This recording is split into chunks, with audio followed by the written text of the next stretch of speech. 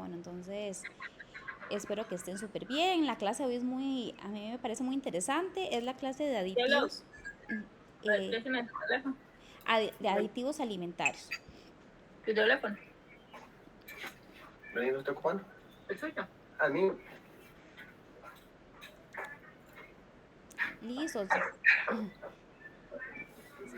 Bueno, entonces vamos con los objetivos de hoy para saber qué es un aditivo alimentario en general,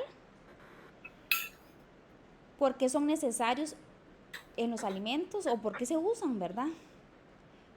Cuáles son los tipos de aditivos, porque hay diferentes tipos de aditivos y cuáles son algunas funciones. No vamos a ver todos porque la clase sería de 20 horas porque hay una cantidad infinita de aditivos, pero sí vamos a ver los que, por lo menos las categorías, las familias de los que más se usan.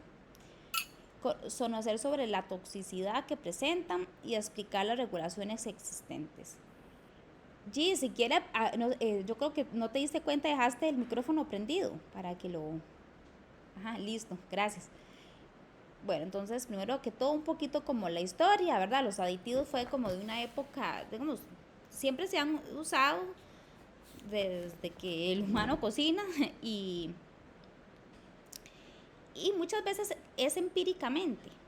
Empíricamente se llama como por experiencia. A veces uno hace las cosas, pero uno no entiende la explicación científica detrás de algo, pero uno sabe que funciona. Entonces, así fue como, por ejemplo, con el ahumado, ¿verdad? Las cosas, los alimentos se empezaron con el fuego, se ahumaban y veían que el alimento duraba más, ¿verdad? Me aguantaba, no se me descomponía rápido.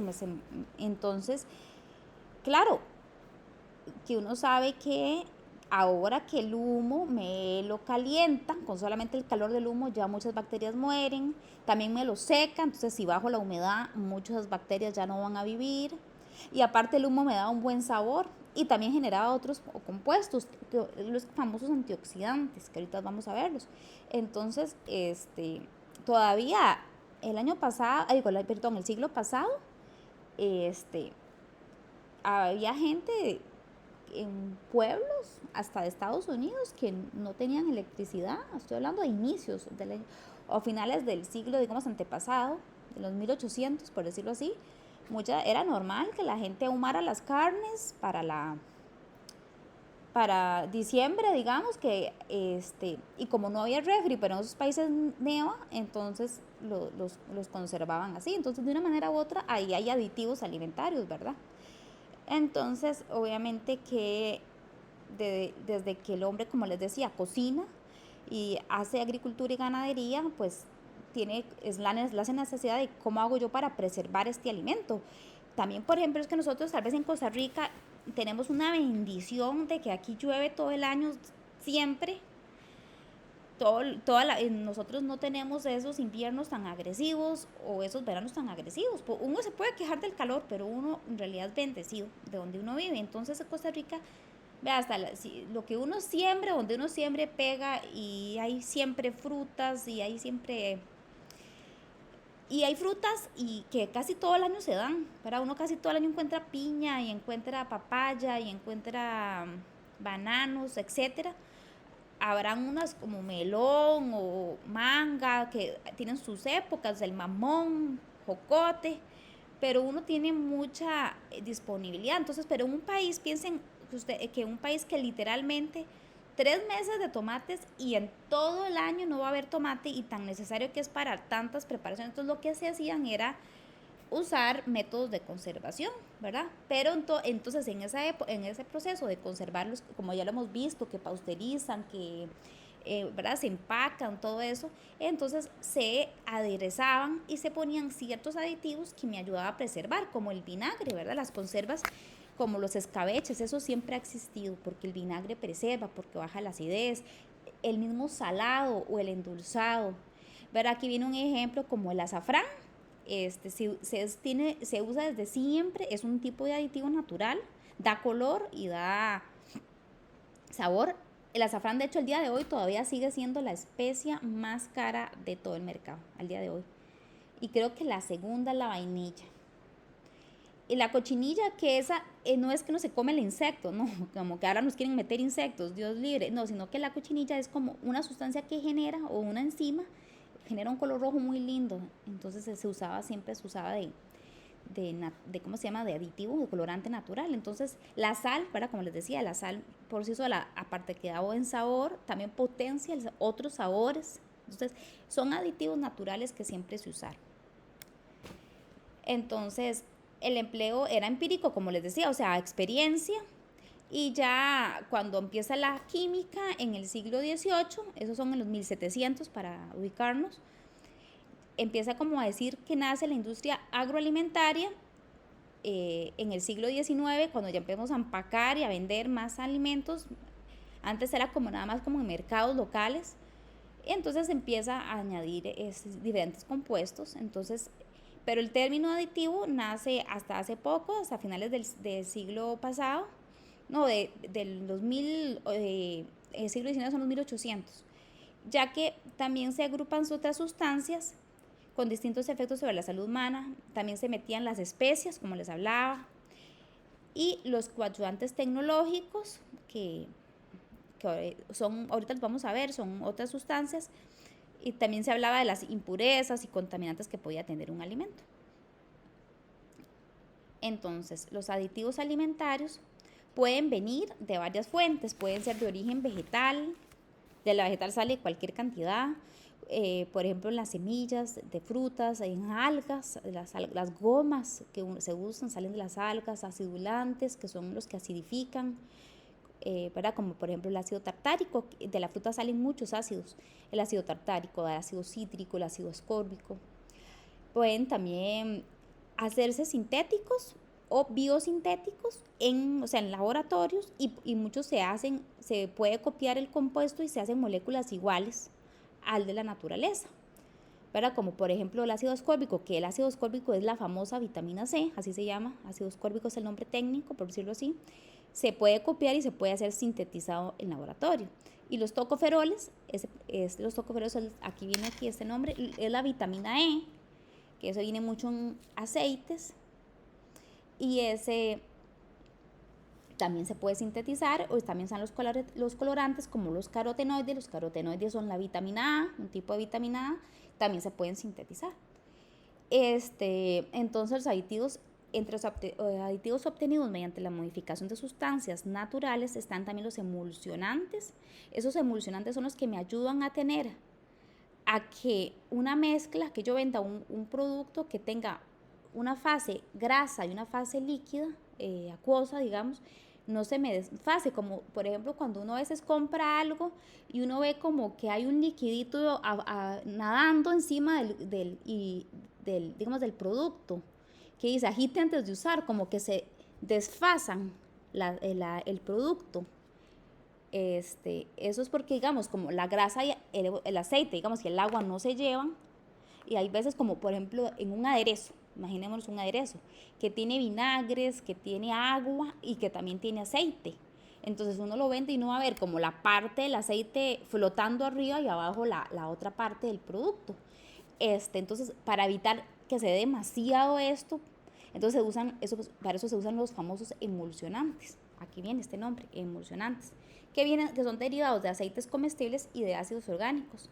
También se usan espesantes como almidones, celulosa modificados, y también aditivos sintéticos y artificiales, que esos son los más polémicos, como antioxidantes artificiales, ¿verdad? Que aquí no hay que confundir con los antioxidantes naturales, saludables, que uno a veces habla, sino que esos son los sintéticos, sí son dañinos, colorantes artificiales y edulcorantes sintéticos, ¿verdad? Entonces se pueden haber naturales, de origen vegetal, de origen natural, hasta de origen animal, pero naturales. Y también hay sintéticos que no son dañinos, como los que se copian a la vitamina C, la vitamina E, que aunque sean sintéticos, la molécula que se obtiene es igual a la natural, o están los que son completamente sintéticos. Esas serían como las tres categorías en ese sentido.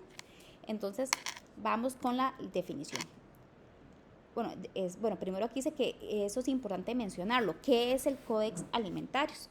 El Codex Alimentarius es una comisión que fue creada en 1963 en conjunto de la FAO y la OMS. De hecho, la FAO pertenece a la OMS.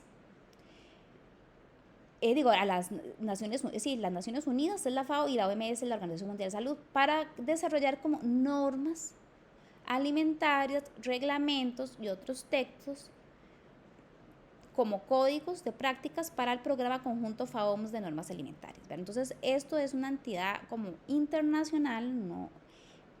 Y que ellos dictan. No son jurídicamente como obligatorios, no, porque eso es, eso no es que lo hizo el país y es un reglamento interno, pero sí sirve como para que uno se guíe. Las materias principales de este programa son la protección de la salud de los consumidores, asegurar unas prácticas de comercio claras y promocionar la coordinación de todas las normas alimentarias acordadas por las organizaciones gubernamentales y no gubernamentales. Entonces, ahora sí, la definición. ¿Qué es un aditivo alimentario? Entonces, un aditivo, igual, chiquillos, si alguno tiene cerca a mano alguna etiqueta, algún paquetito, pueden ir revisando los aditivos que vengan ahí, ¿verdad? Si gustan. Pero, ¿qué es un aditivo? Un aditivo es una sustancia que no se consume normalmente como alimento, o sea, uno no la consume regularmente, uno no va y compra ácido tartárico, o sea, normalmente no, es una sustancia que no se consume habitualmente como si fuera un alimento, y tampoco es un ingrediente básico de alimentos, porque digamos, uno va a hacer, no sé, una ensalada y uno no le va a echar ácido ascórbico a la ensalada, no, uno no hace eso. Entonces, es una sustancia que primero no se consume normalmente como alimento, pero tampoco es un ingrediente básico de alimentos. Puede tener o no tener valor nutritivo. Puede ser que sí, puede ser que no. Por ejemplo, la vitamina E se usa como aditivo también y tiene un valor nutritivo, es una vitamina. Hay unos que no tienen nada que ver con, no son ni vitamina ni nada, entonces no tienen valor nutritivo. Y su adición es intencionada al alimento con fines tecnológicos, con fines de tecnología de alimentos. ¿Cómo qué? Aquí dice que incluye los organolépticos. Recordemos la palabra organoléptico, eso significa sensorial, o sea que me mejore ya sea el color, la textura, el sabor, el olor, el aroma, o sea que me lo mejore o que le alargue su vida, ¿verdad? Que le alargue la vida útil. Que no se me ponga suave, ¿verdad? Hay muchísimos, como les digo, hay muchísimos tipos de aditivos.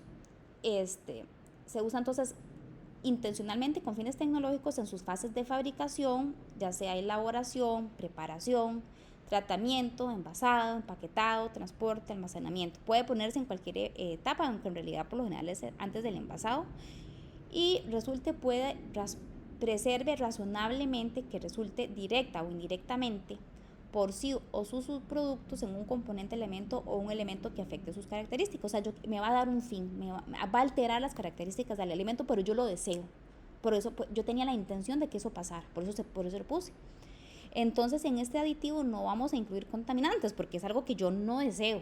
Yo solo deseo algo que tenga una ventaja tecnológica sobre el alimento. Ya les dije, puede ser organoléptica, de los 5 sentidos, que me lo mejore o el sabor, o el olor, o la vista, pero no me lo va a poder contaminar. O sustancias añadidas para mantener o mejorar las cualidades nutricionales. Entonces, eso sería la definición del aditivo. Entonces, repito, es una sustancia que no consumimos normalmente, como si no es un alimento y tampoco es un ingrediente básico. Es una sustancia que se usa intencionalmente con fines tecnológicos para mejorar sus características sensoriales, por decirlo así, en cualquiera de sus fases de producción, y que va a alterar las características, pero de una manera deseable, con una ventaja. Entonces no incluimos contaminantes. Aquí hay otro término que se llama coadyuvante de elaboración. Este no se considera el aditivo generalmente, aunque algunas veces sí se consideran aditivos, pero digamos, en realidad no es como el aditivo que uno tiene en mente. Dice, es una sustancia o materia excluida, aparatos y utensilios, o sea, es una sustancia, no vamos a decir que es un equipo o es un material o un utensilio, no, es una sustancia que no se consume como ingrediente por sí misma, pero sí se usa en la industria alimentaria, buenas noches Johnny, intencionalmente en la elaboración de materias primas, alimentos o sus ingredientes para lograr una finalidad durante el tratamiento o la elaboración, pudiendo dar la presencia no intencionada pero inevitable de residuos o derivados en el producto al final. Ejemplo, el detergente desinfectante que yo uso para lavar los mismos utensilios, las mismas máquinas. Eso es el jabón, se lava bien, en teoría no debería quedar residuo, pero podría quedar algo pequeño, algún residuo de alcohol o de algo que yo usé para desinfectar. Ven, eso es un coayudante, pero no es un ingrediente ni tampoco se está usando como aditivo. Me está ayudando en el proceso, pero no directamente en el alimento. Otro ejemplo, ¿se acuerda que les había hablado que las picaritas y todas ese tipo de tronaditas y de productos tienen como un aire, unos gases que se les inyectan para que ellos no se quiebren y para que no se ponga rancio? Ellos no son obviamente uno no se va a comer el gas, o sea, uno lo abre y el gas se va del producto, pero es un coadyuvante de elaboración. Esas se llaman atmósferas modificadas o gases que se le incorporan a los diferentes productos, como por ejemplo estos picaritas, que se le ponen para que el producto se preserve, pero no es ¿verdad? Pero podría quedar a veces, dice no intencionado, pero a veces es inevitable algún residuo. Otro ejemplo, por ejemplo, si alguien trabaja en la industria de panificación y quiere desmoldar fácilmente los queques, entonces se usan unas sustancias como desengrasantes, desmoldantes. Entonces esos son coadyuvantes, esas sustancias que se ponen ¿verdad? Que son como mantecas. No es parte del producto, no es un ingrediente, no es un aditivo, pero me ayuda, es un coadyuvante de elaboración. Entonces, como para que tengan la idea clara, vamos a seguir. Ya saben, si tienen dudas, me paran cuando gustan o algún aporte. Dice que el uso generalizado que la industria alimentaria actualmente hace de este tipo de sustancias obliga a establecer mecanismos de control que regulen su correcta utilización y que verifiquen sus resultados. Para que una sustancia sea admitida por el Códex como un aditivo, tiene que cumplir con muchos requisitos. Tiene que estar caracterizada químicamente, o sea, tienen que saber bien qué es lo que estoy poniendo, qué es la molécula, cómo se comporta, todo. O sea, tiene que tener ya su caracterización química, porque por ejemplo, yo tengo una colega, una tecnóloga que trabajaba hace unos años en, no sé, en una de pollos, yo creo que fue Pipasa, una de esas, y estaban probando un producto, no sé si era como un aderezo o algo al producto, y se les olvidó que el pH de la carne con el del aderezo que estaban usando reaccionaban, entonces se puso negro. Y no era que estaba malo, fue una reacción química. Entonces por eso es que uno tiene que conocer de aditivos, no se puede poner cualquier cosa, y tiene uno que saber, tiene que ya, cuando uno lo compra en la industria, uno tiene que saber cuál es su caracterización química para saber cómo usarlo, ¿verdad? Por lo general, ¿verdad? No se estresen si les toca algún día trabajar en esta área, que es bien bonita. Ahí hay las personas que los venden lo asesoran a uno en todo esto. Y deben superar los controles toxicológicos establecidos. Esa es la parte para mí más polémica, ¿verdad? Porque muchas veces, supuestamente todos los que se usan, todos han pasado por Codex y todos son aprobados. Pero a cada rato, no tal vez a cada rato, pero es normal que muchos lo saquen del mercado, de la noche a la mañana. ¿Y qué pasó aquí? No era seguro. Y todos esos años atrás que lo estuvimos consumiendo, ¿qué hacemos? Eso es el problema, ¿verdad? Es la parte que no les gusta decir, pero es verdad. Pero bueno, sí pasa por controles toxicológicos, sí se estudia, ¿verdad? Y obviamente se intenta de que no sea tóxico. Pero bueno, sí, y por supuesto tiene que estar siempre en constante revisión. Establecidos por parte de los correspondientes organismos sanitarios. Asimismo, debe demostrarse su necesidad de tal modo que su uso suponga ventajas tecnológicas y beneficios para el consumidor. Chiquillos, eso es importante. Un aditivo no se puede usar si no tiene una ventaja. O sea, yo no puedo usarlo porque sí, porque tal vez me ayude. No, yo tengo que estar seguro que si lo pongo me va a mejorar mi producto de todo lo que necesito específicamente, y le va a dar un beneficio al consumidor. Si no, no se pone. Entonces, hay como una regla. La regla es que se evita poner, esa es la primera regla. Evitemos el aditivo, hagamos todo lo posible para no usarlo. Y la segunda regla que se usa en los aditivos es, si lo voy a poner el mínimo necesario para que funcione. Jamás pasarme de lo permitido, ¿verdad? Pero digamos que un ejemplo, para una ensalada de esas que venden empacadas se les pone ácido ascórbico para que aguante, que es la vitamina C, pero me ayuda porque es un antioxidante natural. Entonces, cuando ustedes compran esas ensaladas que ya vienen hechas, que los venden en los supers, por lo general tienen el ácido ascórbico. Y súper bien, es natural, de hecho es vitamina C, pero, y digamos que la ley me dice, puedes ponerle, y Fabián, aquí también va esta pregunta, usted la ha hecho ya en una ocasión, no sé si recuerda, de cuánto, no, era de la vida útil, pero esta también es parecido, cuánto ponerle de aditivo, ¿verdad? ¿Quién dice? Bueno, el Codex dice, y ahora les voy a enseñar cómo ustedes pueden buscar eso, esa información está en internet, ustedes pueden meter Google, ponen Codex alimentarios, aditivos, ustedes pueden buscar el aditivo que ustedes quieran, y a veces uno revisa. Entonces, por ejemplo, ¿cómo sé que le estoy poniendo suficiente? O mucho o muy poco, ¿verdad? Eso es una gran duda, ¿cuánto es lo que tengo que ponerle? Ya por lo general en las empresas donde ustedes trabajan, ya todo eso está listo, ya eso está como estandarizado. Debería ser así, pero cuando es un producto nuevo o voy a incursionar con un nuevo aditivo y no lo sé, en el Codex viene, entonces, pero la regla es esa, chiquillos, se pone lo mínimo necesario. Y digamos que lo máximo permitido para usar son 100 miligramos, estoy inventando, de cualquier aditivo. Pero yo primero, en el laboratorio, tengo que hacer pruebas de vida útil, más o menos, de verdad, de cuánto me dura el producto, si me va a ayudar o no me va a ayudar, pero con los mínimos, o sea, digamos, 100 miligramos es el máximo, entonces pues yo voy a empezar con 50 miligramos, con una octava de lo que me permiten, y no me funcionó, entonces le voy a subir un poquito, le voy a subir a 75 miligramos, y me funcionó, ok, no tuve ni siquiera que llegar al máximo, es siempre usar el mínimo necesario, eso es una regla de ética y de compromiso. Y por lo general muchas empresas sí lo cumplen porque muchas empresas, bueno, para empezar, los aditivos son caros y las empresas, si están usando aditivos, también es un gasto, ¿verdad? Número 2, a veces afecta el sabor, o muchas veces afecta el sabor. Número 3, mucha gente ya no quiere aditivos, mucha gente compra el que tiene menos aditivos. Eso, sobre todo en Europa, hay mucha gente que de verdad está ya con esa tendencia. Si no tiene aditivos, mejor.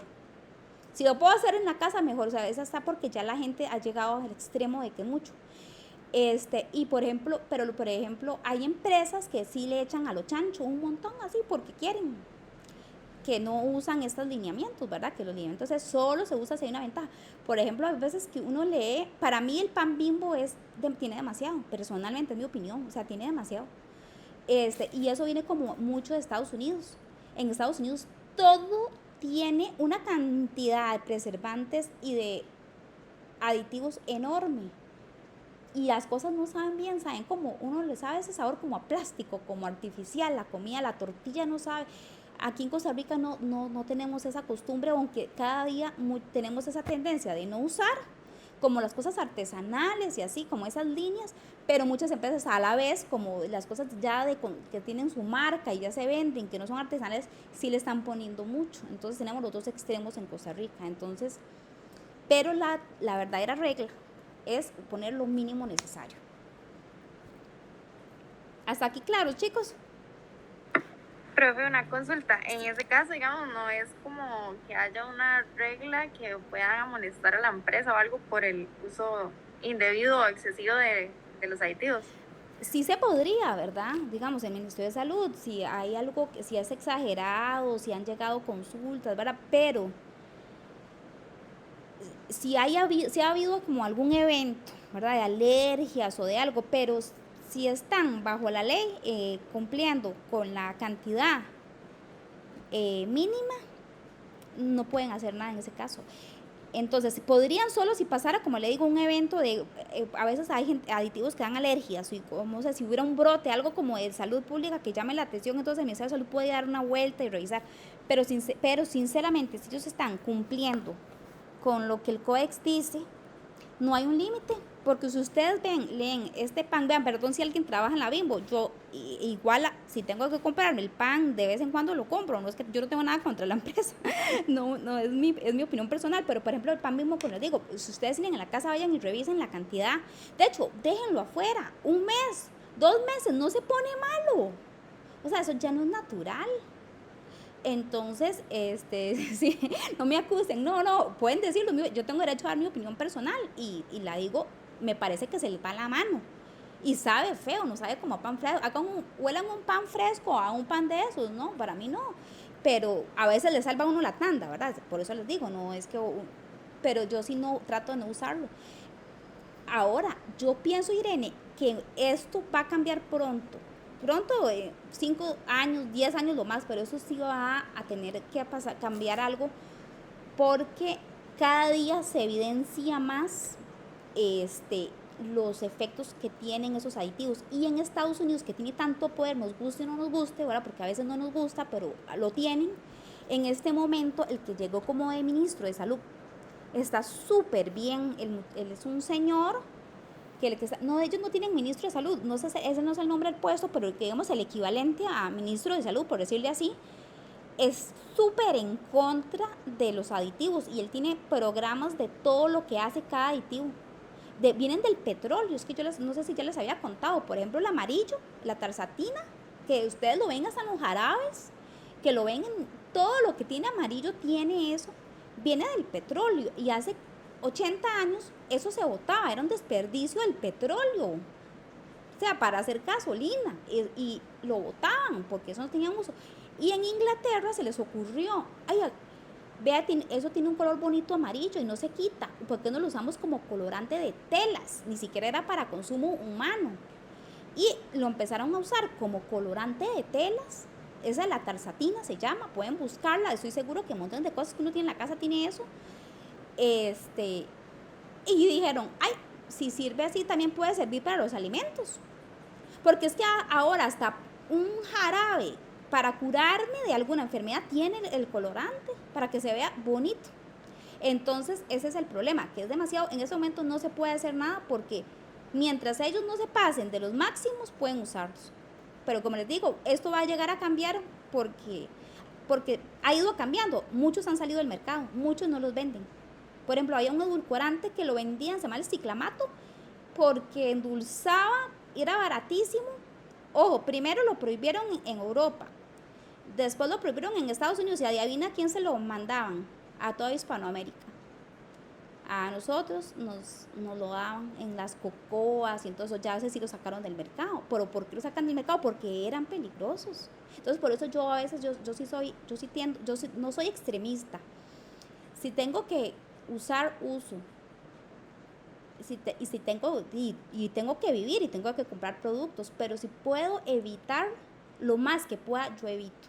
Y por ejemplo, como les digo, yo esos panes los evito, yo trato de no comprar en la casa, yo trato de hacer tortillas yo con la masa, o sea, a sacar el tiempo porque de vez en cuando no le va a pasar a uno nada, pero si uno todos los días come y es es esto y es lo otro y es el pan y la tortilla y esto y entonces ¿cuánto está uno acumulando?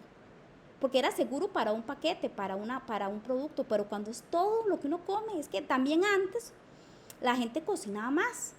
Ahora la vida se ha hecho más, y nos hemos hecho también más perezosos y mil cosas, la vida es más dura y por lo que sea, pero también la gente ya no cocina tanto, entonces pero esa es la primera solución, entre más natural y entre más se cocina en la casa es mejor.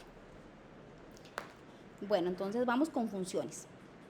¿Profe? Ajá. De hecho, bueno, yo era la que estaba recibiendo un curso de repostería y de hecho la profe nos dijo que ella estaba esperando como que empezaran a prohibir los colorantes y esto que está saliendo ahorita de moda, que no sé si ya lo escuchó, de que todo le ponen tipo oro, papel oro. Ajá, y ajá. Que eso es súper cancerógeno y de hecho ella dice, si el cliente lo pide, ustedes lo hacen, pero que incluso ella ni siquiera come cuando traen esas cosas.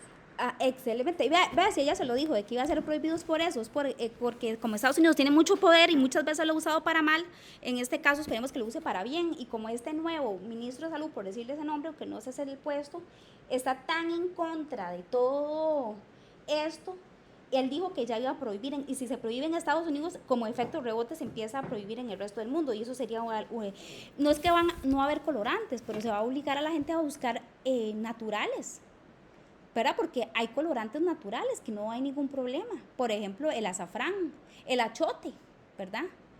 Hay colorantes naturales y lo que pasa es que los sintéticos son baratísimos y son estables, no sé, o sea, son buenos, bonitos, no son buenos, serían bonitos y baratos, pero no buenos, entonces es el problema. Pero sí, ya se lo dijo, ve, eso del papel oro sí es cierto.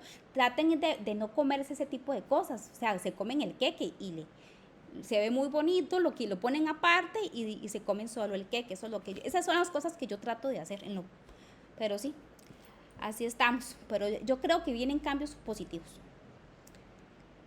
Y también con los medicamentos, aquí porque estamos hablando de industria alimentaria, pero con el tema de las vacunas, ahora hay muchas, al principio uno piensa, qué bueno, y después hay todos los efectos, y entonces uno empieza a cuestionarse, y medicamentos, es que muchos medicamentos están en el mercado y de repente los quitan, entonces hay que andar uno, entre menos mejor, esa es mi opinión, ¿verdad? Personal. Entonces, bueno, vamos con las funciones de los aditivos. Bueno, asegurar la seguridad y la inocuidad de los alimentos, contribuir a la conservación del alimento, hacer posible la disponibilidad de alimentos fuera de temporada. Entonces esto es, por ejemplo, lo que yo les decía, cuando hay cosecha de manga, entonces bueno, voy a hacer manga en conserva. Esto no necesito aditivos, pero porque puedo hacerlo con métodos de conservación, pero hay veces que el aditivo me ayuda un poquito. Potenciar la aceptación, potenciar el sabor, facilitar la preparación del alimento. Hay aditivos, yo estoy hablando mal de unos, pero hay unos que son sumamente útiles y necesarios. Por ejemplo, esos emulsificantes. Yo no sé si alguien ha probado una leche en polvo casera, digamos, de fábrica de pequeño empresario. Donde yo estudié teníamos fábrica de lácteos y ellos teníamos para hacer leche pinito, digamos, leche en polvo. Y esa leche, como nosotros la sacábamos, no le poníamos emulsionante, eso es lo que se usa la lecitina, no sé si han escuchado el término, pero eso es un aditivo. Nosotros nos la llevamos sin nada y eso se hacía, yo lo echaba, digamos, en agua para disolverlo y hacer leche en polvo en la casa, y eso era una pelota, no se disolvía, había que poner como la batidora para ver si acaso. En cambio, que cuando se le pone una lecitina o hay diferentes emulsionantes, usted lo pone y inmediatamente él disuelve. Entonces, realmente sí, muchas veces también ayudan de verdad a algunas preparaciones. Y hacer apetecibles y atractivos los alimentos. El Codex, que les hablaba que es esta comisión internacional, clasifica los aditivos en 28 clases, por eso les digo, son muchos. Hoy vamos a ver aquí como algunos, porque son demasiados. Y los clasifica según su función tecnológica. Y asigna el sistema de numeración internacional a cada aditivo. Nosotros usamos como el gringo. En Europa ustedes van a ver que todos es con E. Entonces en la literatura pueden ver unos que empiezan con E. Esos son europeos, de la Unión Europea. Y nosotros usamos, como decir, la gringa. Pero a final de cuentas es el mismo aditivo. Eso no, nada más es buscar, porque a veces tienen como dos nombres y no son diferentes, es el mismo. Entonces es como buscar nada más esa. Pero en el Codex viene eso. Entonces aquí vienen algunos aditivos. Los colorantes, conservantes o preservantes, es lo mismo. Antioxidantes, que como les digo, no confundamos el antioxidante de una fresa o una uva o una papaya, que esos son las sustancias naturales que ayudan a la salud y nos previenen algunos tipos de cáncer. Hay antioxidantes que son naturales como aditivos, como la vitamina C, como el tocoferol, que eso es vitamina E, digamos. Los dos se usan, vitamina C y vitamina E, se llama ácido ascórbico o tocoferol, digamos, es el nombre con que va a venir en el empaque. Si ven ese nombre, no se asusten. Si ustedes ven antioxidantes, tocoferol o ácido cítrico, yo estoy tranquila cuando yo leo la etiqueta, en el ingrediente. Pero si usan el BHA, BHT, EDTA, BHTQ, esos nombres, que si ustedes tuvieran a mano una picarita, una tronadita, ahí está, se los puedo asegurar. Esos son antioxidantes, no tienen nada de saludables, son sintéticos y más bien están totalmente ligados, y ya desde hace años, con el síndrome de hiperactividad y trastorno de déficit atencional y trastorno de hiperactividad en niños, ya eso se sabe. Y reguladores del pH, que esos son hay dos, acidulantes, o sea, me acidifican, o alcalinizantes, me alcalinizan, dependiendo de lo que yo quiero como vendedor. Agentes que actúan sobre la textura, entonces tengo estabilizantes, espesantes, gelificantes, emulsionantes, correctores de la acidez y sustancias minerales, potenciadores del sabor, como el glutamato monosódico, otros aditivos como agentes de recubrimiento, gases de envasado, esos que yo les decía como que son también coadyuvantes, pero también se pueden considerar como aditivos, edulcorantes, que pueden haber dos tipos, desde edulcorantes naturales a edulcorantes artificiales, y dentro de los edulcorantes artificiales una gama enorme, que aspartame, que acesulfame K, que sacarina, sucralosa, que es la famosa Splenda. Esos son los sintéticos, hay montones, aquí me faltan más, pero esos son los más famosos, digámosle así. Y también están los naturales, que sería como la stevia, la fruta del monje, todos los que terminan en ol, como sorbitol, eritrol, manitol, que son alcoholes, son naturales, pero como son aditivos se usan en poca cantidad, en grande cantidad en diarrea, por ejemplo. Entonces lo usan como para chicles y así, entonces son naturales, no hay tanto problema, pero en gran cantidad habría un problema gástrico porque dan una diarrea terrible, entonces esos no se usan, no se usan en grandes cantidades, pero sí se usan mucho. Entonces esos son los edulcorantes. También se usan enzimas, las enzimas como ejemplo para hacer el queso, para cuajar. Ahorita vamos a verlo todo con un poquito más de tiempo. Almidones modificados, esos se usan muchísimo como para rellenos, para espesar, se usa mucho hasta para, por ejemplo, en esa Splenda, cuando ustedes la han usado, me imagino que sí, ese tipo o cualquiera de estas marcas, cuando ustedes lo abren hay un polvito. La mayoría de esos polvitos son almidón modificado. Si ustedes se fijan, dice dextrina o dextrosa, hay varias, son almidones modificados, porque la Splenda es demasiado minúscula, porque con una pizquita él endulza, entonces como no se puede vender una gotita tan pequeñita, entonces se mete en almidones modificados, entonces para que uno vea como el polvito y sienta como que está echando algo, pero en realidad si fuera solo la sucralosa, que es lo que endulza, es algo como microscopio, bueno, no es microscópico, sí se ve, pero es muy, muy pequeñita la cantidad. El problema, chiquillos, es que lo hace un diabético que se está cuidando porque se compra la Splenda, o una persona tal vez con obesidad que quiere cuidarse, entonces bueno, voy a pasar a Splenda porque no tiene azúcar. Está bien, no tiene azúcar, es verdad, pero tiene almidón, entonces al final de cuentas algún tipo, es muy poquita la cantidad, pero algún efecto podría tener en subir el azúcar. Entonces al final de cuentas yo prefiero, digamos, por ejemplo, en esos casos los naturales, o hasta echarle un poquito de azúcar, todo con moderación, como les decía. Seguridad de los aditivos, dice que para regular la incorporación de una sustancia a los alimentos son necesarias pruebas que aseguren la inocuidad de las dosis idóneas para su uso. O sea, no se puede poner sin haber hecho bastantes estudios. Aunque hayan tenido su controversia, por lo menos muchas, pero sí tienen que pasar por un estudio muy intenso para ellos que tener algo que se llama la toxicidad, porque sí son tóxicos, ¿verdad? Son permitidos y tienen toxicidad probada de que pueden matar o dar cáncer. Ahorita vamos a ver eso, o no sé si en esa presentación viene, pero sí pasa es que la dosis máxima permitida es tan baja que habría que consumir demasiada cantidad para que me diera el efecto. Entonces ese es el problema de hoy en día. Estamos abusando en todo. Entonces digamos, la Coca-Cola me lo hizo para su lata, pero si yo usé la misma sustancia en otro producto, entonces ese es el problema, que ahora estamos comiendo mucho cosas empacadas. No es que sean 100% malos que me van a matar en un día, el problema es el exceso. Puede regular la incorporación de una sustancia, puede definirse la toxicidad de una sustancia como su capacidad para producir efectos nocivos en un organismo vivo. Por lo general se le da ratoncitos y le empiezan a dar hasta que ellos sepan cuál es la dosis. Y después dicen, bueno, si el ratoncito aguantó tantos días, donde más o menos el adulto, un hombre de 60 kilos, un peso no estándar, va a aguantar tanto. Así es como lo sacan. Esa toxicidad depende de factores tales como dosis, que es la cantidad de sustancia absorbida, frecuencia de administración, lo que yo les decía, la frecuencia, grado de toxicidad y tiempo para que se manifiesten los efectos. El comité de la FAO-OMS, que son expertos en aditivos, estableció que los aditivos deben someterse a estudios de toxicidad aguda, ensayos, o sea, intervalos de 24 horas. Y toxicidad aguda es que me da inmediatamente el efecto. Como les digo, esos edulcorantes, los que son naturales, son de alcoholes, como el sorbitol, el manitol y el eritrol. Esos son agudos. Una persona consume gran cantidad, en menos de 24 horas tiene una diarrea. Para darse una idea, por eso hay, pero también en corta duración, ensayos de periodos de 90 días. Y crónica, se hacen estudios de toda la vida, varias generaciones de animales de vida corta. Y entonces se hacen estudios de tetarotogénesis, eso significa la capacidad de que el bebé del embarazo salga con alguna mutación, con alguna deformidad.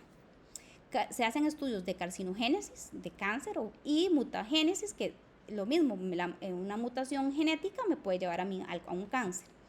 Entonces esto es lo principal que ellos tratan de ver, ¿verdad? Que el producto no sea ni teratogénico, ni carcinogénico, ni mutagénico.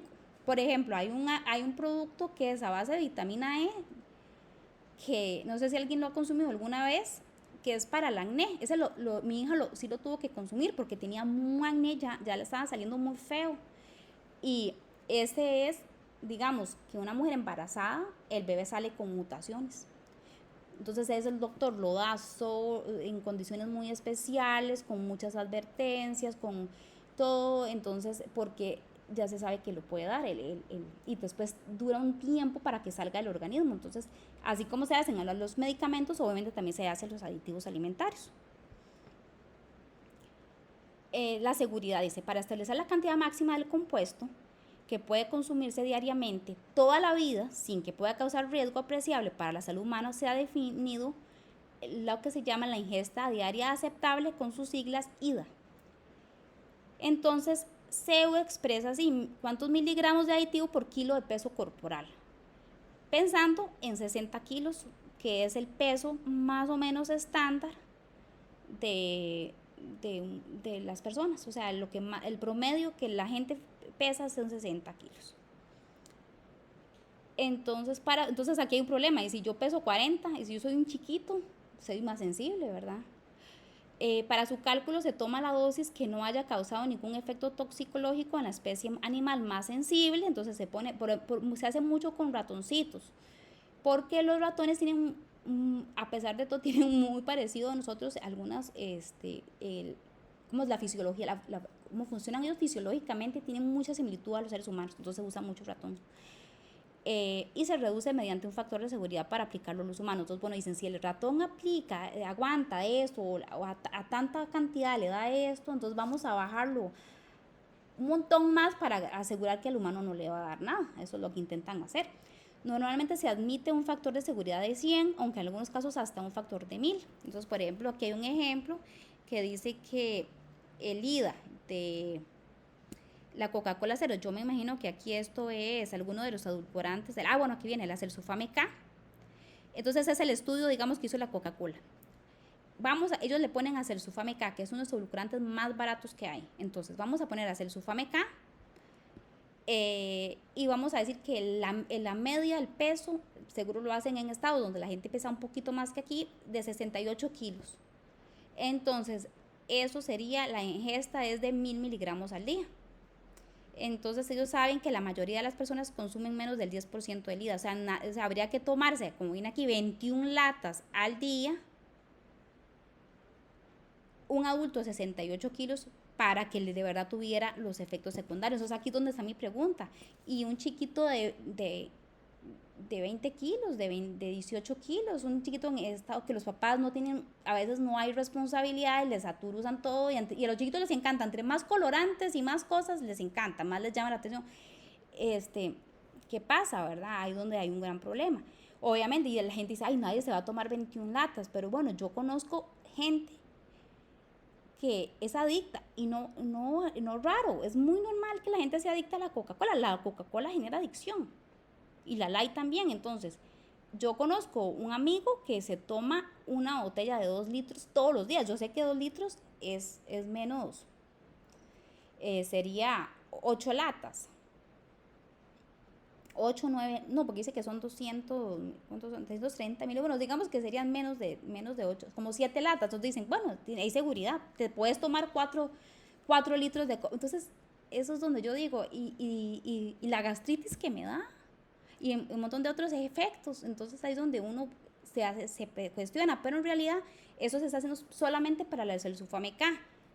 Entonces, en teoría es seguro. Entonces, pero es donde uno entra como, a veces cambian de opinión, porque como les digo, muchas veces algo está en el mercado y de repente lo quitan y lo cambian. Y no le hacen tanta bulla, ¿verdad? Salió un día en la noticia y ya no más. Dice Irene que ella se lo toma.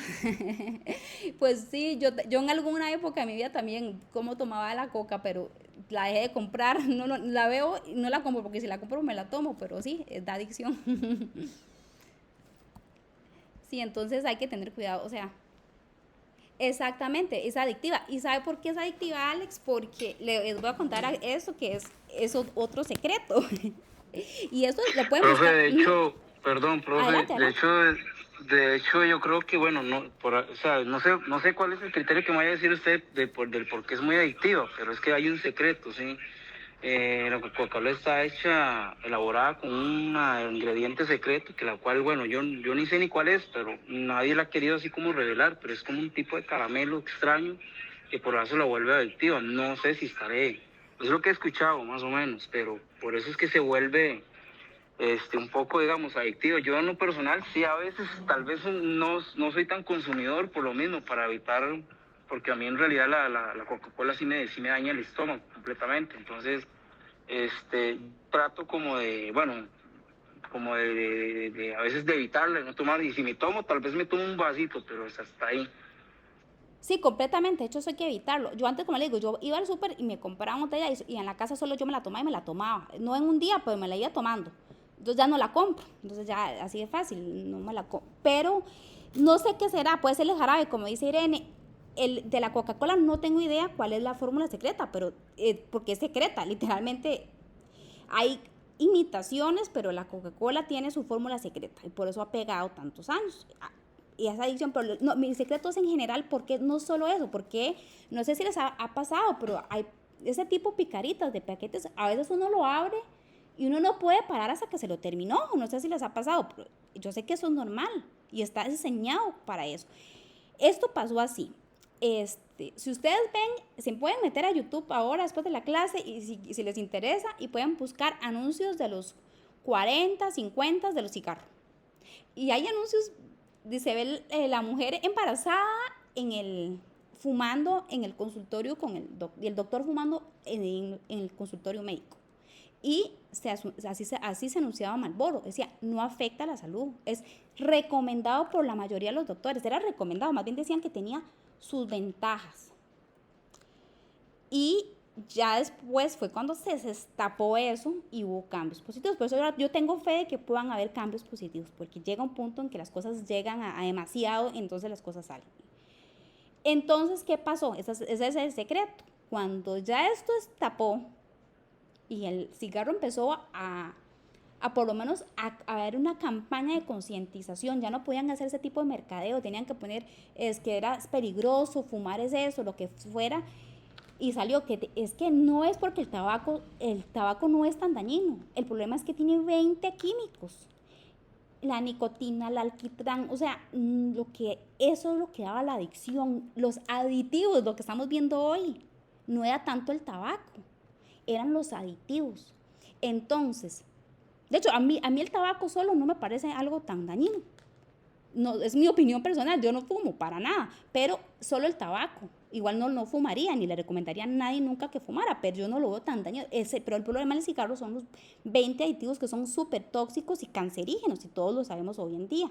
Ahora, cuando esto se dio cuenta, los dueños de las tabacaleras de Estados Unidos empezaron a invertir, a comprar todas las empresas de la industria alimentaria, llámese Kellogg's, la Nestlé, que esas empresas empezaron como empresas familiares, vendían cereales, todo, y empezaron a poner, entonces dijeron, tenemos que hacer lo mismo que le hicimos al tabaco, tenemos que hacer lo mismo, pongámosle aditivos, pongámosle saborizantes, pongámosle cosas, y la gente se haga adicta. ¿Y qué vino?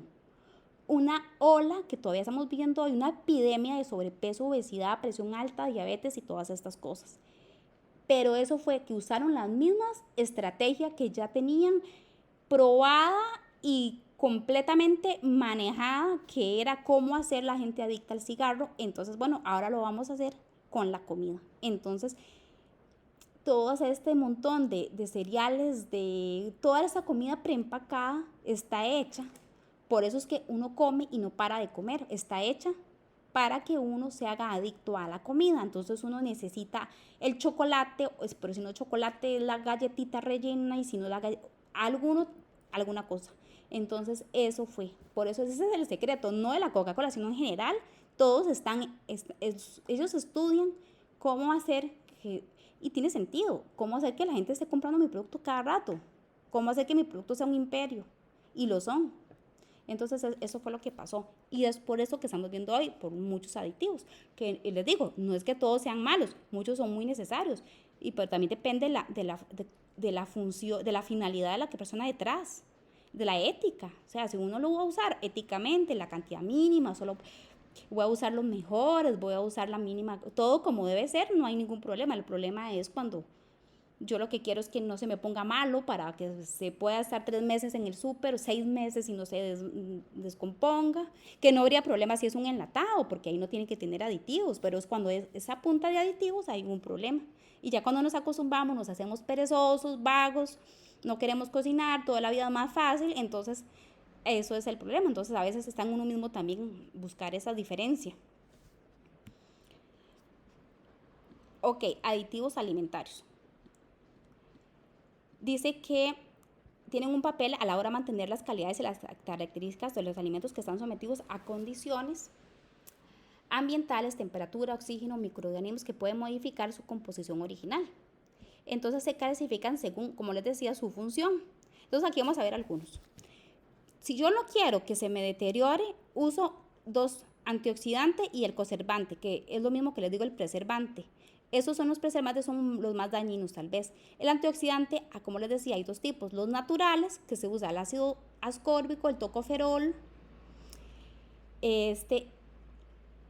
o el betacaroteno también se puede usar, y esos son naturales. En esos casos no habría problema. A veces hay productos que lo tienen, yo los he visto, esos que venden, entonces también a veces es revisar la etiqueta. ¿Por qué se usa el antioxidante? Evita la rancidez, pero eso sí, a veces sí es deseado. Si yo tengo un producto y se pone rancio muy rápido, y lo voy a echar a perder. Entonces, y también evita, por ejemplo, cuando ustedes pican una manzana, o un banano, ustedes ven que al ratito nomás está café, pero no es que está mala, pero se pone café muy rápido. Eso se llama el pardeamiento enzimático.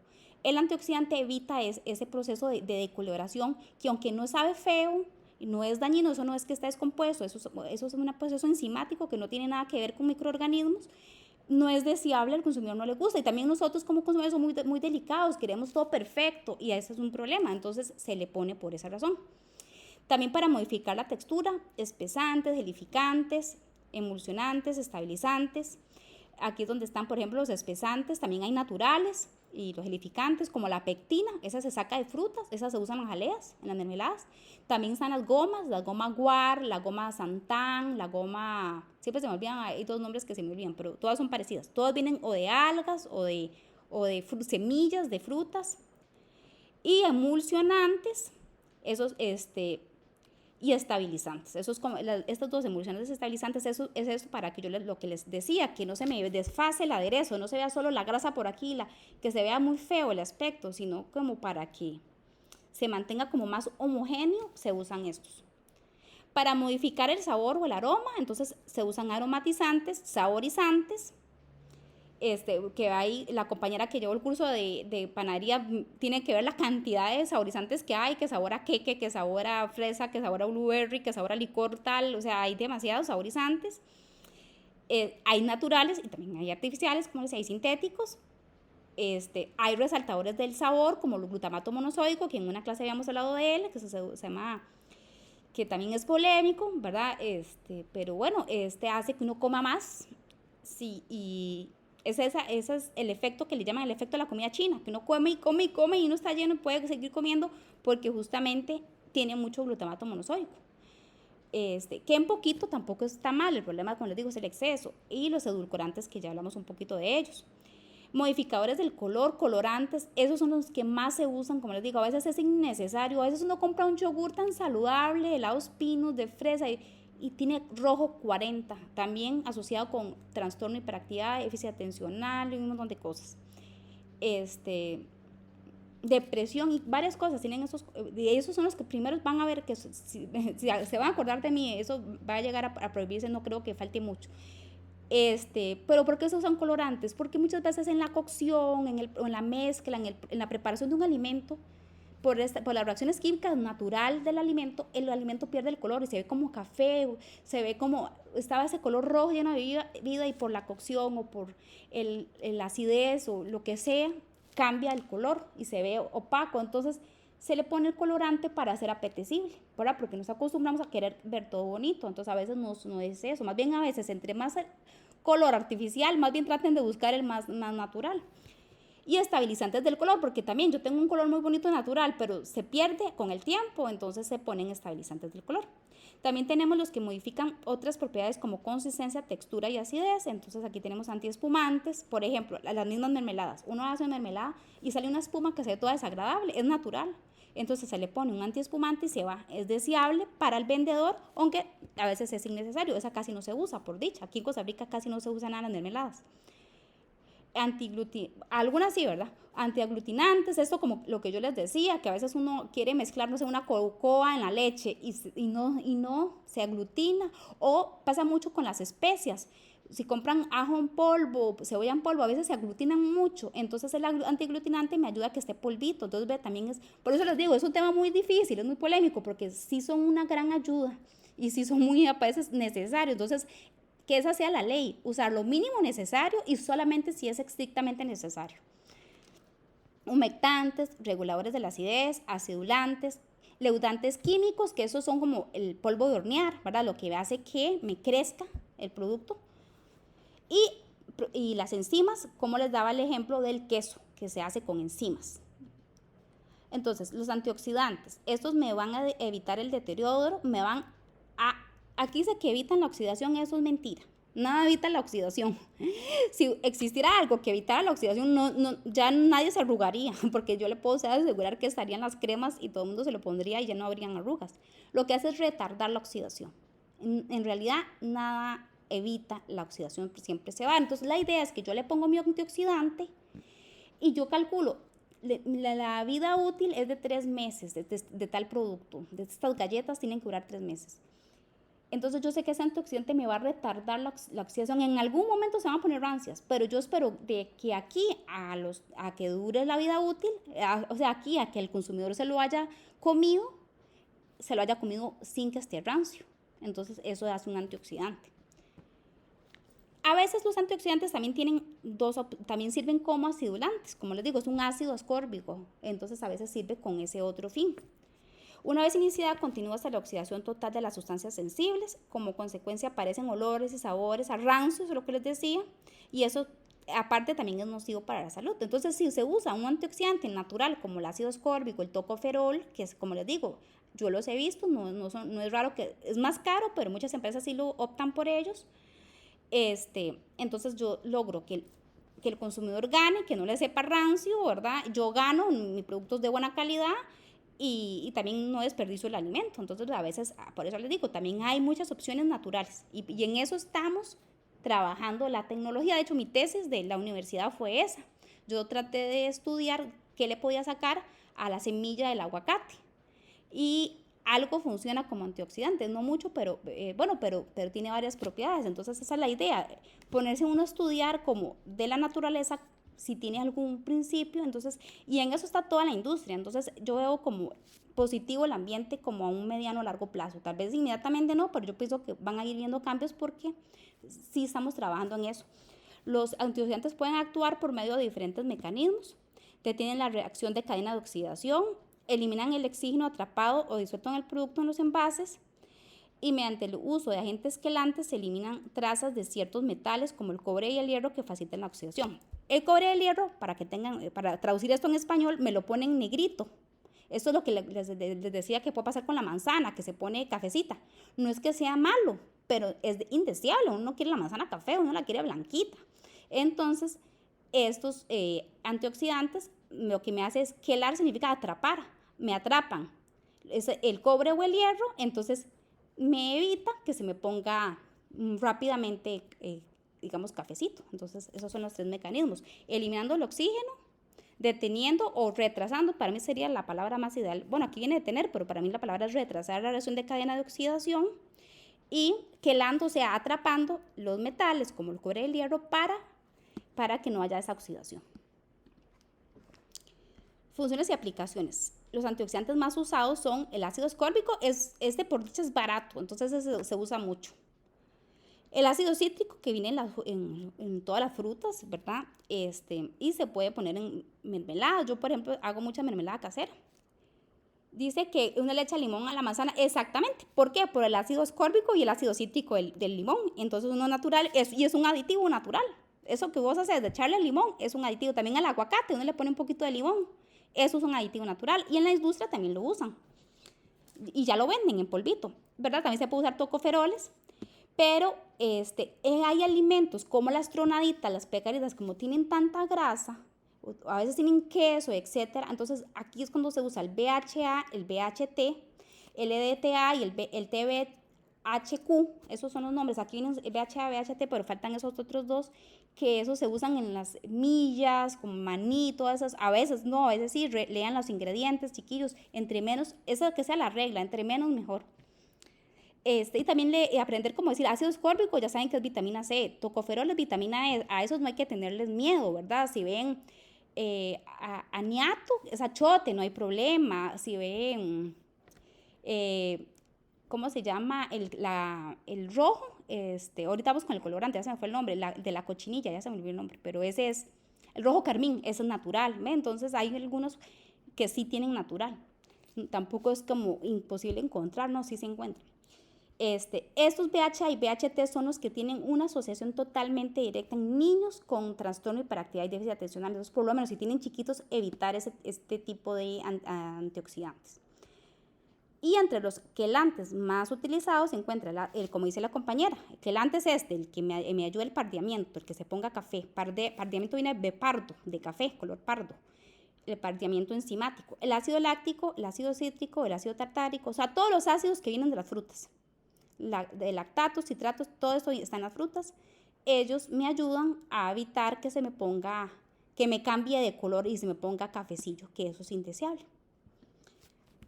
Conservantes, dice que esos impiden o retardan la descomposición. O sea, estas sí tienen un papel contra los microorganismos, bacterias, levaduras y hongos, también mohos, que se nutren de ellos, o por los productos de su metabolismo que puedan ser perjudiciales para la salud del consumidor. Y por ejemplo la toxina botulínica. Creo que para la toxina botulínica, déjenme ver si aquí venía, o si no ya se los busco, cuál es el que... Hay uno que se usa especial para la toxina botulínica. Si no está aquí ya casi se los busco. Aquí está. Ajá, los nitratos y los nitritos. Ajá. Bueno, entonces, por eso usan los conservantes. Entonces, los métodos de conservación. Para evitar los efectos de los microorganismos sobre los alimentos se emplean métodos físicos. Entonces, esta es la manera. Antes de usar el aditivo, se intenta usar los métodos naturales y muchas veces tienen éxito. Como les digo, muchas mermeladas que ustedes venden, sobre todo las artesanales, no tienen ningún aditivo porque con la pasteurización o con con la esterilización, por ejemplo, los enlatados, muchas veces con un calentamiento yo mato todo, entonces no necesito ningún conservante. Entonces yo primero voy a tratar de, ya sea por el calentamiento, que ahí tengo esterilización, pasteurización, el UHT, todos esos mecanismos. Por deshidratación, ¿verdad? Si yo tengo, por ejemplo, las uvas se ponen malas en 15 días, una semana, dependiendo.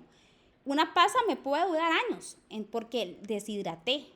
Irradiación, que aunque irradia, dicen que lo que le llega al alimento es muy poquito, que no es tóxico, dicen. Y la congelación, que yo sé que a veces se dice que dura 3 meses, pero a veces uno puede tener algo hasta 6 meses y todo está, y no pasó nada mientras que está congelado. Entonces, eso es lo primero que hay que hacer como en la industria. Antes de poner el aditivo, buscar el método de conservación.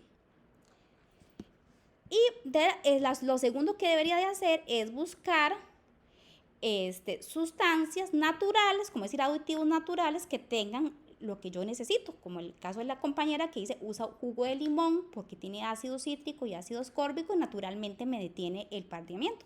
Pero también lo que se llama el ajo y la cebolla y otras especias, la canela, etcétera, tienen un papel muy importante antimicrobiano. Por eso también tantos tecitos. Antes la gente se curaba con mucha hierba, porque antes no había tanta medicina. Porque en la naturaleza muchas de las cosas son antimicrobianas. De hecho, muchas de las medicinas que tomamos vienen de la naturaleza. Entonces, eso es lo que se hace en la industria. Entonces, bueno, voy a hacer unos palitos de queso. Bueno, voy a ponerles sabor pues se va a poner de cebolla deshidratada y ajo o especias diferentes o canela, esto, lo otro, y yo sé que de manera natural tengo un antimicrobiano. Esa sería como la segunda. Ahora, cuando el todo no se puede, entonces es la ley. Bueno, cuando el todo no puedo y si lo necesito, entonces voy a poner lo mínimo necesario. Esa es la ley. Aquí vienen otros ejemplos. Por ejemplo, el dióxido de azufre o los sulfitos. Si ustedes tienen vino en la casa, se usa mucho en el vino porque tiene un efecto muy bueno en los fermentados. También en el jugo de uva, en los vinagres. Muchos vinagres son fermentados también. Entonces, ese se usa mucho para las bacterias.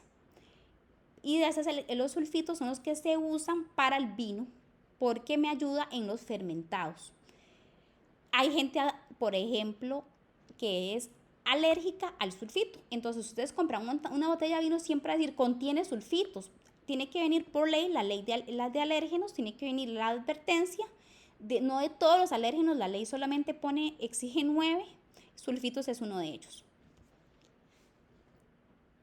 Aparte el sulfito también tiene propiedad antioxidante, pero ese no es como tan natural tampoco. Bueno, sí viene de origen natural, pero ese en realidad no es tan polémico, solo por la gente que es alérgica, ahí sí, ¿verdad? Y en Costa Rica y en todo el mundo debe decir tiene sulfitos.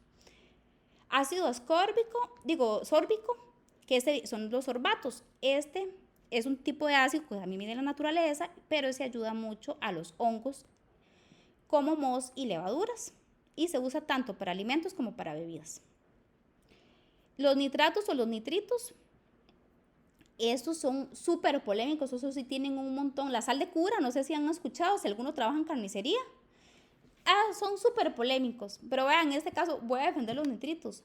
No hay otra cosa que sea tan efectiva al día de hoy como los nitritos. Se ha buscado, se trataba de hecho, se usa en algunos casos jugo de apio para no usar nitrito, pero el jugo de apio es porque tiene mucho nitrito, entonces al final de cuentas es por el nitrito que se ayuda. Y en los embutidos sí es importante porque el nitrito me ayuda contra una de las bacterias toxinas más bien más peligrosas que hay, que ya la hayamos visto, que es la toxina botulínica, de la Clostridium botulinum.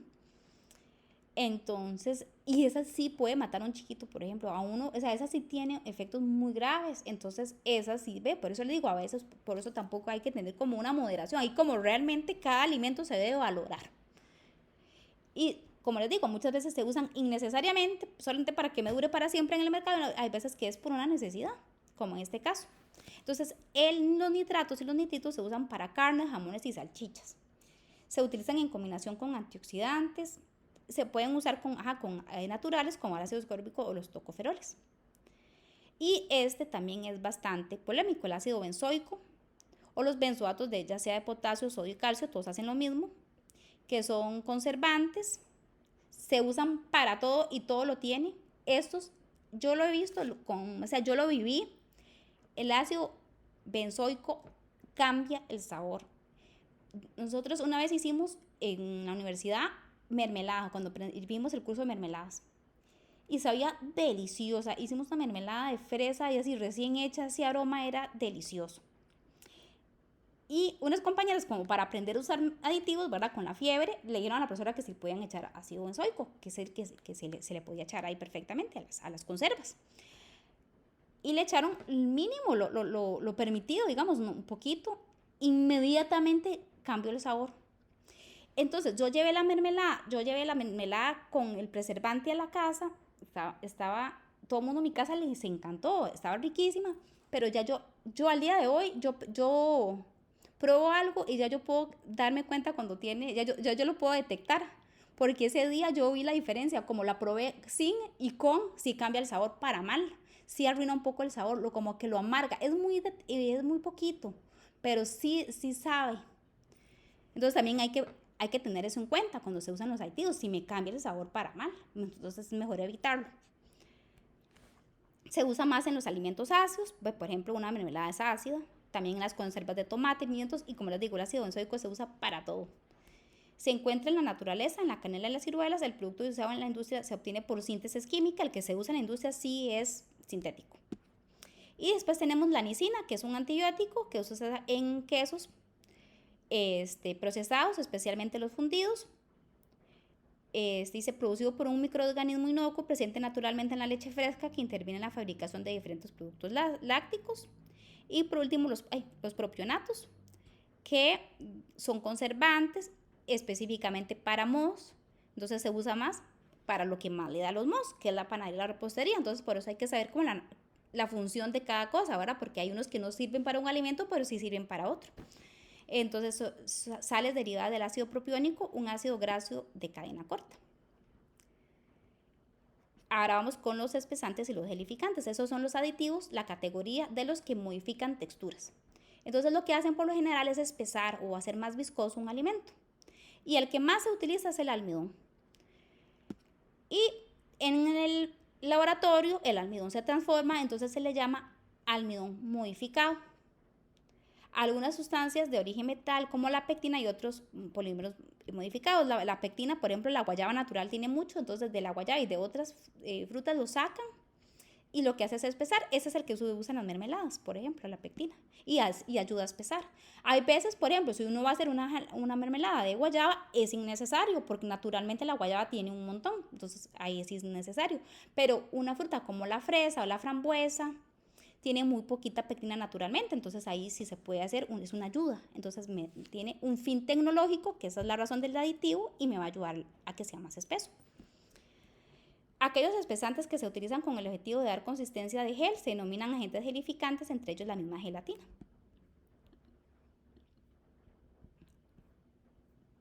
Aquí los espesantes más utilizados, ya les dijimos que eran los almidones, también las gomas, que vienen de semillas, vegetales, ¿verdad? Muchas son hasta producidas por microorganismos y se usan para, por ejemplo, las pulpas, que uno las quiere un poquito espesas, para algunos postres, que uno los quiere más cremosos, para los helados. Para eso le da como cuerpo, hasta la cerveza. Uno no todas las cervezas tienen, pero a veces es como que no es tan líquido, no sé, aunque es algo líquido, eso le da un poquito de cuerpo en el paladar. Es muy ligero, también se echan diferentes dosis para, si yo quiero un producto líquido es mínimo, es imperceptible, si es algo más espeso.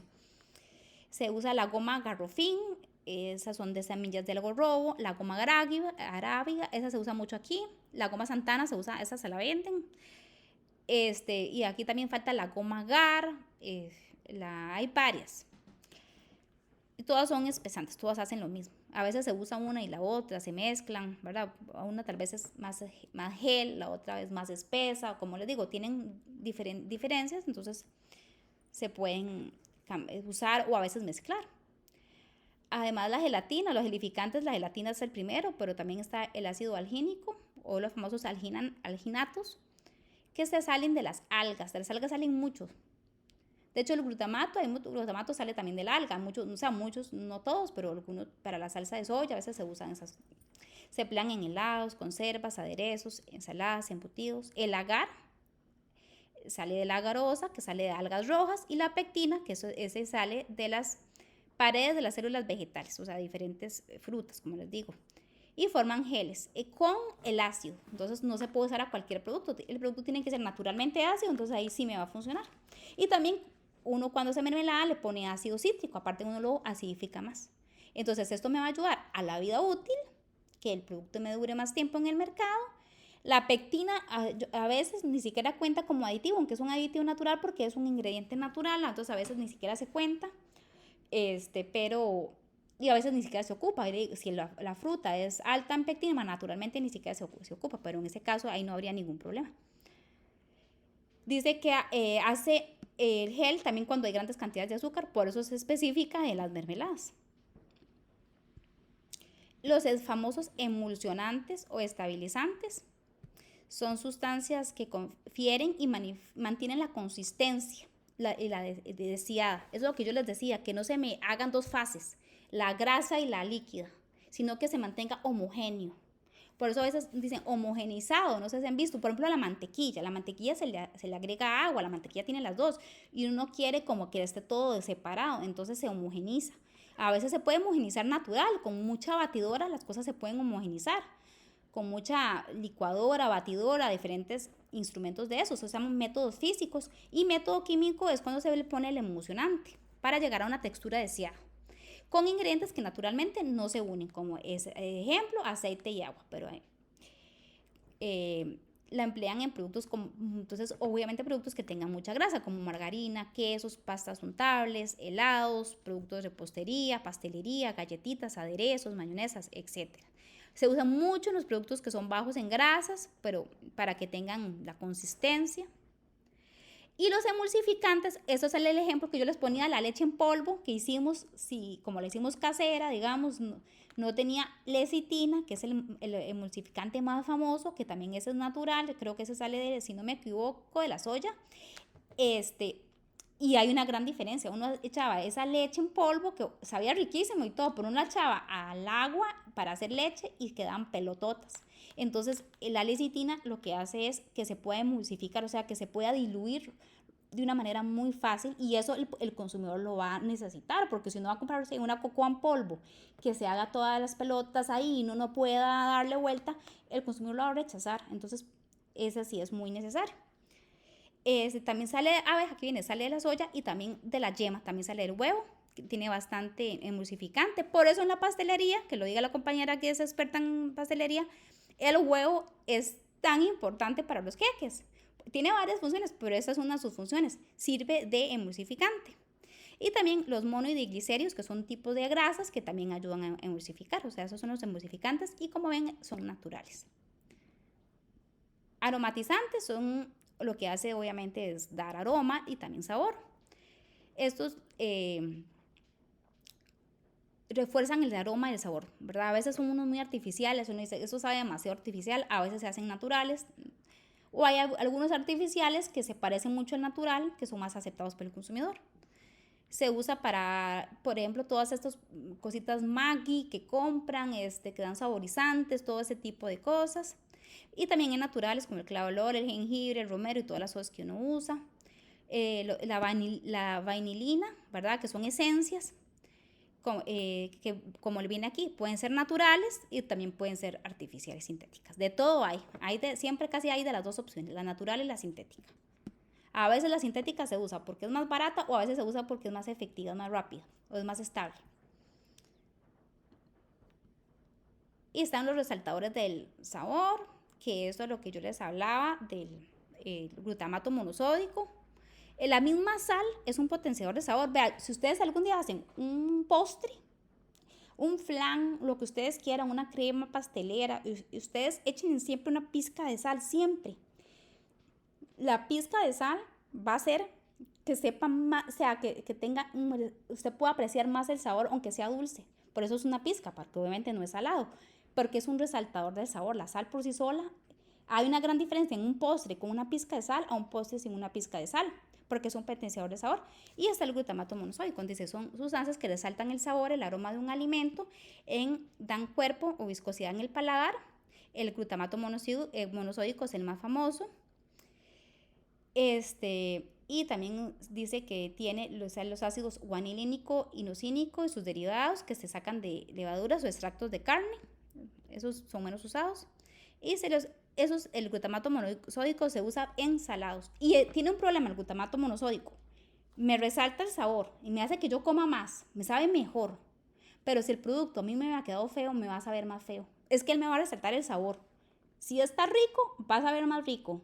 Pero si está feo, va a saber más feo. Entonces es un problema que tiene. Se les emplea principalmente en productos salados, en productos orientales, por ejemplo, como les decía, las comidas chinas, uy, se me va, tiene mucho de esto, salsas, soyas y derivados cárnicos, embutidos y cafés, patés.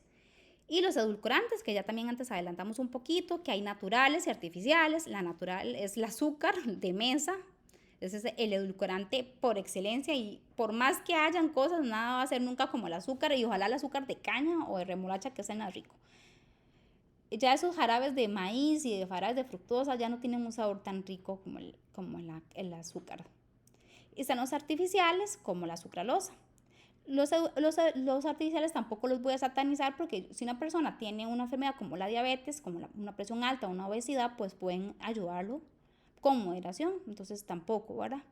Los edulcorantes de bajas calorías han sido los aditivos de mayor desarrollo en los últimos años. En la actualidad la mayoría de los edulcorantes son de bajas, están constituidos por aspartame o acesulfame K. Casi siempre se usan juntos, y ambos con mayor capacidad de endulzar que el azúcar de mesa. O sea, con una pizquita endulzan un montón. De hecho, el acesulfame K mezclado con la cafeína despabila más. Entonces también la Coca Light a veces es muy consumida para que la gente lo mantiene despierto. Funciona como entonces eso hace el acesulfame K. Pero hay muchísimos. Y ahora también están, como que vienen ejemplos. Bueno, la miel, que eso es el mejor y también es un conservador, pero está la stevia, que también a veces, aunque sea natural, también se dice que puede matar las bacterias del sistema digestivo, los probióticos, digamos. Pues bueno, por lo menos es natural. Está la sacarina, que esta sí atraviesa placenta, entonces esa no se recomienda a mujeres embarazadas. Y hay diferentes azúcares naturales, como el azúcar de agave, la panela, lo que nosotros le decimos, el azúcar que se usa como para hacer, ya se me fue el nombre, la miel de caña, sí, la miel de caña, que es muy rica. Esa es la panela, y que la venden en polvo para uno hacerse, digamos, de agua dulce. El sirope de agave, ese lo venden, pero al final de cuentas, el azúcar y la miel para mí es lo más rico. Pero, como les digo, la stevia, ahora está de moda la fruta del monje, el eritrol, esos alcoholes, que también son aditivos, los que dan diarrea, lo que antes se les había mencionado, pero son naturales, en poquitas cantidades, no hay ningún problema. Son opciones para personas que sí necesitan evitar los efectos del azúcar, que da cuando se consumen en grandes cantidades o en un consumo muy, muy frecuente. Dice que el aspartame está formado por dos aminoácidos, que es la fenilalanina y el aspartame, y está contraindicado en pacientes con fenilcetonuria. Esos no pueden consumir la fenilalanina. Cuando un bebé nace, se le hace la prueba del talón. Esta es una de las enfermedades que se detecta en el hospital de niños, la fenilcetonuria, porque estos chiquitos, cuando son bebecitos, consumen algo que les puede dar efectos muy feos, porque son muy sensibles y más en la época de desarrollo. Entonces los papás lo que tienen que hacer es evitar todo lo que tenga fenilalanina, que es un montón de cosas. Entonces eso es una dieta muy pesada para los papás, pero tienen que cumplirla para evitar los chiquitos. Bueno, gracias a Dios existe esa prueba del talón, ¿verdad? Pero entonces el aspartame, si ustedes ven en las Coca Light y en muchos productos, dice contiene fenilalanina, es por esa razón que tiene que decir. El acesulfame K, ese no es metabolizado por el organismo, por eso no engorda, porque el cuerpo no lo absorbe. Y en los últimos años se ha comenzado a ver en los mercados de Europa edulcorantes a base de fructanos, azúcares vegetales sencillos, pero tampoco son metabolizados por el organismo. Aquí hay uno que se llama la lulosa, que es más caro, ese viene de la fruta, tiene como una caloría, o sea, es casi nada, y hasta carameliza, y tiene un muy buen sabor. Eso es una muy buena opción, pero es muy caro por ahora. Y lo que les hablaba de los alcoholes, el sorbitol, la isomaltosa y el maltitol, se usan en los chicles o en las cosas que sean en poquita cantidad, puede ser en esos sobrecitos, porque sí tienen calorías, pero tienen muy poquitas calorías, y en poquita cantidad sí, pero en alta cantidad, como les decía, dan problemas gastrointestinales. Después los colorantes, como les decía, esos se necesitan. Adelante, Irene. Profe, una consulta ahorita que mencionas los de los alcoholes, por ejemplo, con los agares para hacer las pruebas microbiológicas, hay unos que contienen eso. O sea, no alteraría, por ejemplo, en un alimento que crezca más rápido un hongo o algo así, porque no sé si me explico, como que el agar tiene esas funciones para que crezca el microorganismo. El agar, ¿qué es el agar? Las placas, digamos, donde Ah, hacen sí, sí, entiendo. Entonces, ¿cuál es la pregunta? digamos, hay unos agares que el gel que tiene contiene esos alcoholes que usted está indicando. Ajá. Entonces me confunde, digamos, si en algún momento, por ejemplo, puede llegar a provocar un efecto adverso en algún alimento. Por ejemplo, no en alimentos, pero con los lentes de contacto. El agua que trae los lentes de contacto es un cultivo increíble para hongos y bacterias. Entonces, si usted lo usa con la mano sucia, usted le contamina ¿cómo se llama? El líquido y puede provocarse una infección en el ojo. Entonces, no sé si hay un caso parecido en alimentos por tener como los mismos químicos, por decir algo. No, vieras que nunca he escuchado eso de por los alcoholes. Lo que sí he escuchado es lo de la diarrea, que sí es bastante común porque ahora todo el mundo quiere cuidarse. Entonces, y como son naturales, se pusieron como muy de moda. Entonces, pero no, eso que no eso no he leído nada de eso. Ah, ok. Bueno, gracias. Bueno, entonces con los colorantes, como les digo, sí se usa muchísimo porque, bueno, la gente quiere que las cosas se vean bonitas y muchas veces cuando se procesan los alimentos pierden el color, se ponen como colores cafés, sin vida, entonces los colores llaman mucho la atención, ¿verdad? Pero eso ya, como les digo, ya ha ido pasando de moda. Eso era cuando salieron los M&M's y Skittles y todo ese tipo de productos que a la gente antes le gustaba. Eso fue en los 80s, en los 90s, pero ya eso está pasando de moda. Pero sí se usa a veces hasta en cosas que supuestamente son saludables, como un jugo de frutas, como en un yogur, porque, ¿verdad? Para que el consumidor lo vea bonito, pero entonces hay que... Y también se puede mal usar, como dice aquí, para disimular fallas del producto. A veces se pone un colorante porque tal vez está mal o el producto está ya medio feo, entonces si le ponemos se va a disimular. Entonces también aquí hay falta de ética, pero sí pasa. Entonces los naturales no son tan estables como los artificiales, lastimosamente, por eso se usan más los artificiales, pero sea como sea, esos son muy usados en la industria alimentaria. Otros aditivos están los antiespumantes, por ejemplo, poniendo de aquí, hemos puesto las mermeladas bastante... En Costa Rica casi no se usa esto, por dicha, pero cuando alguien hace mermelada, si alguna vez alguien ha hecho mermelada casera, hace un montón de espuma y eso se ve feo. No es nada malo, es natural, pero no le da un aspecto. Entonces un antiespumante lo que hace es quitar la espuma. Entonces están los antiglutinantes, que eso es que no se aglomeren como las especias, que la sal en polvo, el ajo, la cebolla, todo ese tipo de cosas que uno compra en polvo.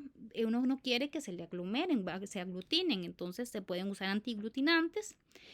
Y también están los humectantes, que más bien es cuando un alimento empieza a perder la humedad, entonces, y yo no necesito que tenga una textura, entonces se usan humectantes. Después de esto están los reguladores de la acidez. Alteran o controlan la acidez o la alcalinidad. Eso si yo quiero, ¿verdad? A veces la acidez o la alcalinidad se va perdiendo con el tiempo y yo la necesito que se sepa de tal manera, entonces se usan bastante. Los acidulantes son como reguladores de la acidez, también son parecidos, a veces son los mismos, que lo que hace es darle una más acidez y da un sabor ácido a los alimentos, como los ácidos cítrico, el tartárico y el fumánico, que esos tres son naturales. Y los leudantes químicos, que la compañera que está en la parte de panadería puede saber que eso se usa muchísimo y son muy necesarios, ¿verdad? Entonces pueden ser químicos, lo que sea, pero esos son sumamente necesarios. Igual el bicarbonato, que es bastante inocuo, se usa también bastante y funciona muy bien. Un leudante es algo que me va a liberar gas en la cocción y me lo va a inflar. Lo que uno dice, me creció el pan, me creció la masa. Y eso le va a dar esponjosidad y es obviamente deseado en cake, en repostería, que en brownies y un montón de cosas que uno hace que las cosas crezcan y estén así, como suavecitos. Entonces, para eso se usan los leudantes químicos. Ya hay harinas que vienen leudantes. Y finalmente, las enzimas, que estas, por ejemplo, yo una vez usé unas enzimas para hacer, como decir, unos mermeladas, digo, como unos jarabes de maracuyá, y así como unas mieles de maracuyá, usamos una enzima y esto me ayudaba a que no se pusiera como la azucarada, como cuando son esa miel de abeja falsa que se ve como el azúcar abajo, que empezó como a cristalizar. Hay enzimas que ayudan a eso, enzimas naturales. Y las enzimas son de las primeras que se usaron porque la enzima es la que me ayuda a hacer el queso. La enzima que se usa es la quimosina y esa sale del estómago de ternero, el abomazo. Como yo les he contado la historia del queso, que fue porque se transportó la leche en un estómago que se lavaban bien y servían de bolsita. De verdad, antes no existía, digamos, la revolución industrial y se aprovechaba. Y las enzimas naturales del estómago me hacían que coagulara. Entonces, la enzima son muy utilizadas para hacer el famoso, se llama el cuajo, pero en realidad es una enzima. Y así habrán otras, pero esas son, por ejemplo, esa es la que es más usada y la más famosa. Y hasta aquí estaríamos, chicos. ¿Alguna otra duda? ¿Comentario? ¿Todo claro? Sí. Perfecto, chiquillos. Bueno, entonces buenas noches, que descansen, que Dios los acompañe y si Dios quiere nos vemos la próxima semana. Ma. Muchas gracias. Buenas noches. Buenas noches. Buenas noches, profe, gracias. Buenas noches, que descansen.